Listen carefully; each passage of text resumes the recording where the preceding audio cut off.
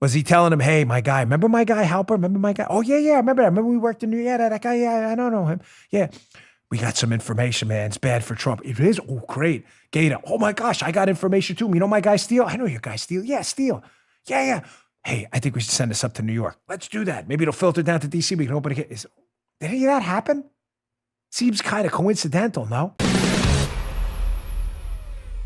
On the Spygate scandal, and the reason I'm covering this is this guy has a chapter within the book all himself, and the FBI seems to be hiding him. Check out this article by the Daily Caller. This is about FBI agent Stephen Soma. So Lindsey Graham, who says he wants accountability now, we'll see. Lindsey Graham says he's being denied access to FBI employees who interviewed key dossier sauce. Sauce. It's not tomato sauce. Source by Chuck Ross. Interesting. He's being denied access. Now, because I don't like fake news, and when we get baited, we correct it, of course, unlike the other fake news who's still telling you the collusion hoax is real. You know, the PP hoax, yeah, they're still telling you the PP hoax is legit. Soma, this FBI agent, who is the centerpiece of this, you're like, centerpiece of the entire Spygate scandal, I've never heard of him. Exactly. You will in my book. There's a whole chapter. It's one of these Clockwork Orange eye openers. Remember that? You ever see that movie, Joe? Oh, yeah. Oh, yeah. Yeah. Those look like they hurt, by the way. Soma is an eye opener. And if you've never heard of Soma, it's probably for a reason. Let's get to what he did. First, let's go back and give you some history. Oh, let me just say again, the fake news part. Soma may be cooperating. If he is cooperating with the investigate, maybe, then that's fine. Then hide him until we get the investigation done and concluded. No problem with that. I don't know that. But it's only appropriate for me, interested in facts, to give you an alternate scenario. I don't think he's cooperating, not based on my sources, but I have to give you that. The FBI may be hiding him, the upper level of the FBI, because he is the core of the whole case. What did he do? Well, let's put a little history, put some meat on the bone here about what Stephen Soma was up to. Let's go back to this Washington Examiner article by the great Jerry Dunleavy. It's from a while ago, but it's worth your time. Dan Chaitlin, Jerry Dunleavy. FBI case agent 1, Stephen Soma, is primarily responsible, quote, for FISA failures. So, again, if you've never heard of this guy, oh, you will when the Durham report comes out. What do I always tell you? Remember the names, folks. Remember the names. They always come back. Always. So what did Soma do first? Well, let's go to this screenshot from the Dunleavy piece. And another reason why he may be hard to find, if you know what I mean these days. Case Agent 1, again, believed to be Soma, said he prepared the FISA request form, Horowitz wrote. The FISA request form drew almost entirely from Steele's reporting in describing the factual basis to establish probable cause to believe that Page was an agent of a foreign power. What does that mean?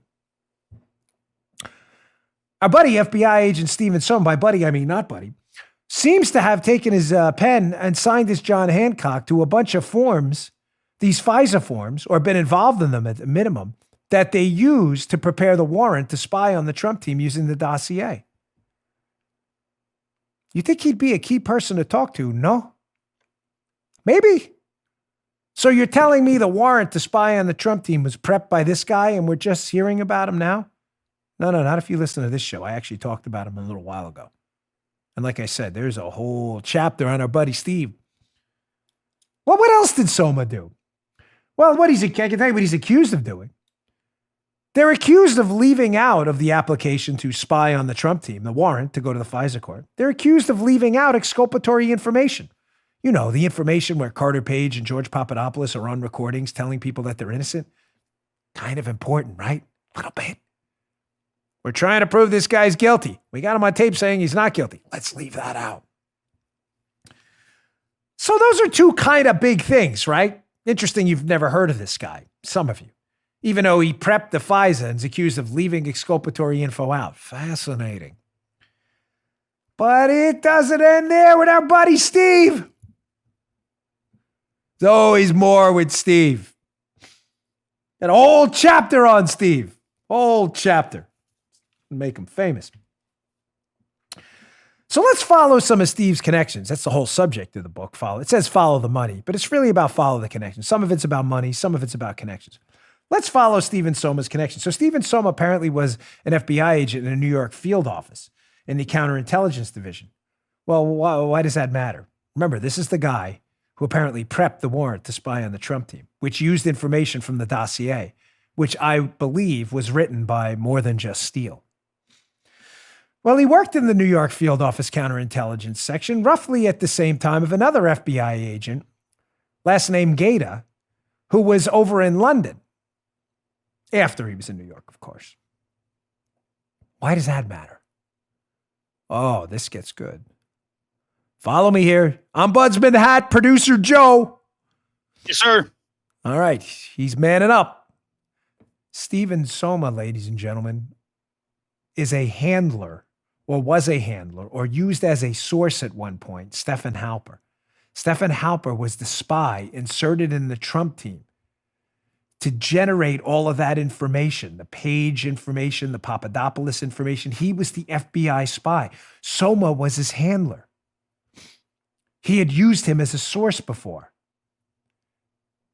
Gata, the agent who was in London, who meets with Steele in early July, by the way, Christopher Steele, alleged to be the author of the dossier.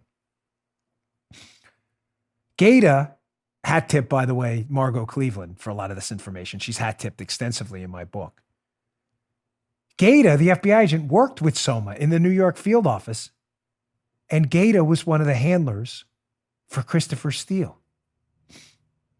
Follow me here. So an FBI agent who's got a pre-existing relationship with Stephen Halper, an FBI spy, likely knows and worked with another FBI agent who is then handling Steele, who says he wrote the dossier.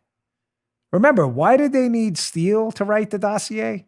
Because Steele is a little complicated, but this is worth your time, because Christopher Steele was a former British intelligence agent who had some experience in Russia about a decade ago. They needed him to be the face of it. I don't believe he wrote it, ladies and gentlemen. He may have written parts of it, but I believe parts of that dossier may have been due to some of the information that came from Halper. Now, why would that be a big, huge scandal? Because as I've told you in the past, Halper was being paid by your tax dollars through the Pentagon for contracts, some of them in that time period around when Trump team members are being spied on. Did you pay for someone to spy on your preferred presidential candidate with your tax dollars? I thought Steele wrote it. Kind of interesting that Steele's handler and Halper's handler seemed to know each other and could have crossed paths in the New York field office. Don't worry, Joe. The FBI's story here is that the dossier had nothing to do with them starting the case. Remember? They said they didn't get the dossier until September, and they started the case in July, right? Remember? Because they said we got this tip about George Papadopoulos from the Australian government. The dossier had nothing to do with it. Follow the timeline. Yeah. July 31st, FBI opens a case against Trump. FBI swears on record it wasn't because of the dossier. We didn't get that till September. That's after July. That's fascinating.